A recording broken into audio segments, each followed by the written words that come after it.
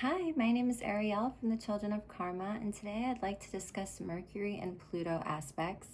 Mercury involves our thought process, our communication, and Pluto will involve the underworld, so the subconscious mind, our psychology, the metaphysical, what is hidden, what can't be seen. And so it involves thinking about some of the darker elements of life, but Mercury is also the god of transcending boundaries. So we learn a lot, we pick up a lot of things from these darker experiences that we endure throughout childhood, for example.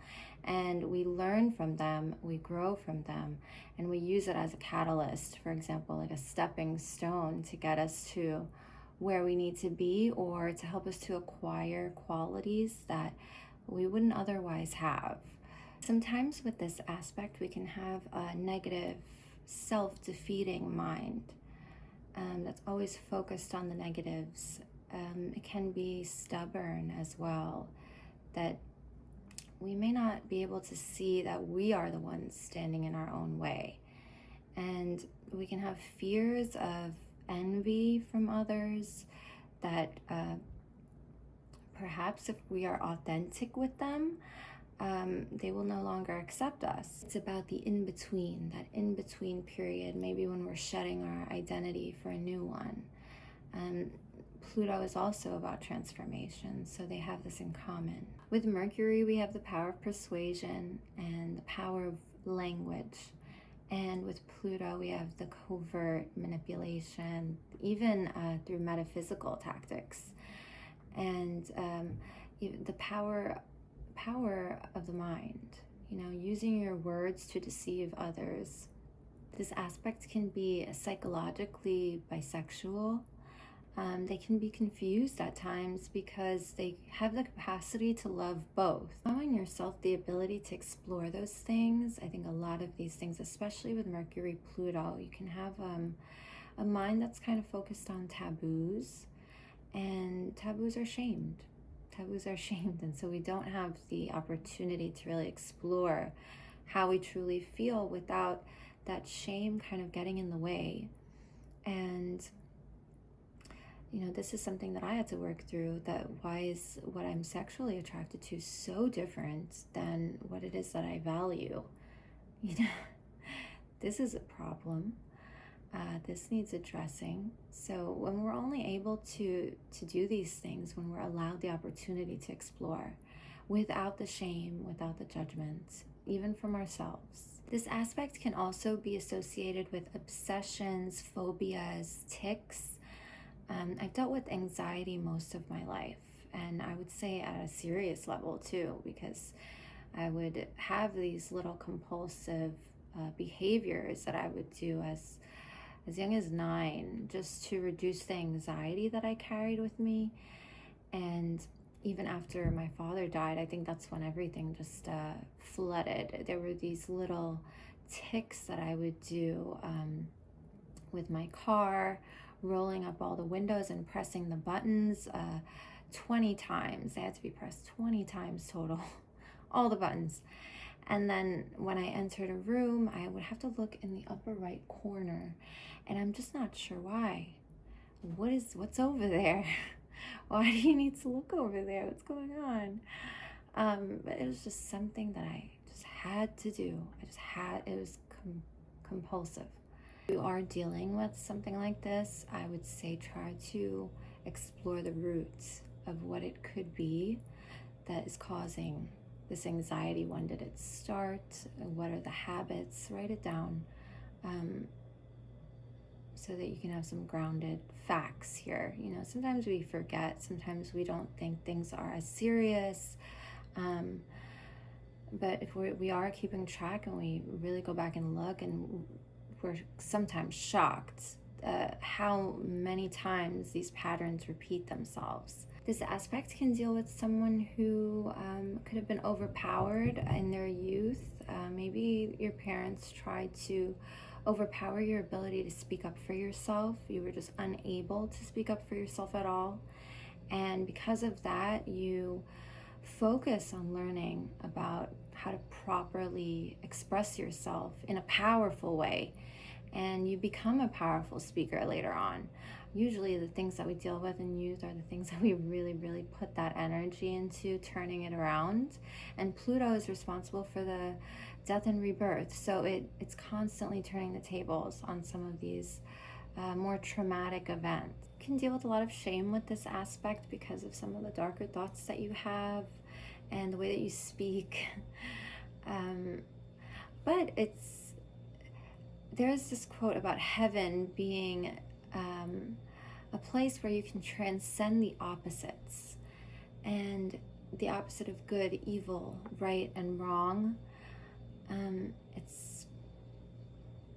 It's about being in a place where those differences don't bother us so much. We can coexist together. We understand that there's a function for both sides, and then they do play a role, because I've seen plenty of times that I've learned from negative influences, plenty.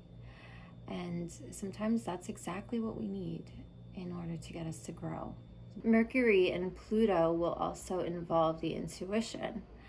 And after my injuries, I decided I was going to reassess that relationship I had with my intuition. If I go back and I look at all of the mistakes or all of the difficult periods in my life, that intuitive voice always provided the red flags that I needed to escape these situations, but I ignored it. I chose to ignore it. That's why I always ask, like, what were the red flags, if there were any? Because if I go back, I always think, yes, I had them.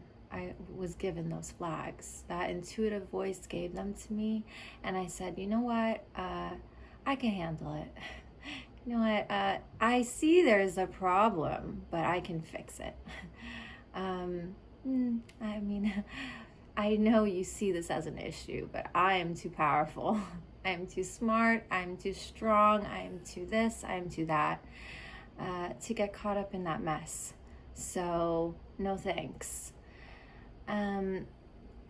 It seemed like that voice, the volume, it decreased over time. I couldn't hear her anymore, and all I could hear was that inner critic that's always telling you that you're doing something wrong, that, you know, why are you always like this? Why can't you ever get it done right?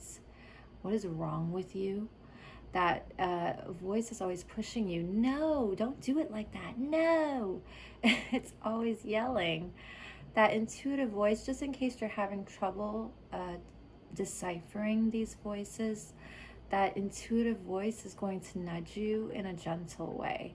It's going to tell you what you need to hear, honestly, but it's going to just nudge you. It will never say no and force you in an aggressive way. So that soft inner voice, when she's not being listened to, she's just going to go quiet and let you handle it on your own, because clearly that's what you think. You can handle it. And so for a period of a few months, I chose to listen to that voice regardless of what it was telling me to do. And it was really just things like I left one room and that voice told me to go right back into that room. If I enter a room, maybe it told me to turn on the lights first before entering, or just things that seemed meaningless at the time. But sometimes it asked me to go back into that room because I left the sink running, you know, or I left my phone in that room, or there was something that needed to be done, or something that I forgot that needed to get done. And that voice was guiding me. At first it seemed meaningless, and then it had meaning. And after listening to that voice, it's like that voice became the loudest one in my mind. And that inner critic, I also started to learn how to decipher that voice as well. And as soon as I started to hear the tone, it's like that inner critic, it brings an air about it. As soon as it enters your mind, you can kind of smell it. You can kind of sense it. It's like the hair has come up on the back of your neck. And you know that she's around. And as soon as you hear her, just kick her out. Get out. I don't need to hear what you have to say. It's always going to be some message from your ego telling you that it's not possible, it can't be done, and you're wrong. And you're never going to get anywhere with that, especially spiritually. You need to really remove all doubts. You know, once you have yourself a solid plan and you've done your research and you know that this process can work for you, trust in the process. Don't allow your doubts to get in the way. Thank you guys for joining me for this video, and I'd love to see you at thechildrenofkarma.com so I can read your charts and find out all of your ancestral patterns. And there's also mindfulness coaching and empowerment coaching services that are there too, if you're interested. And don't forget to like the video, please. Bye.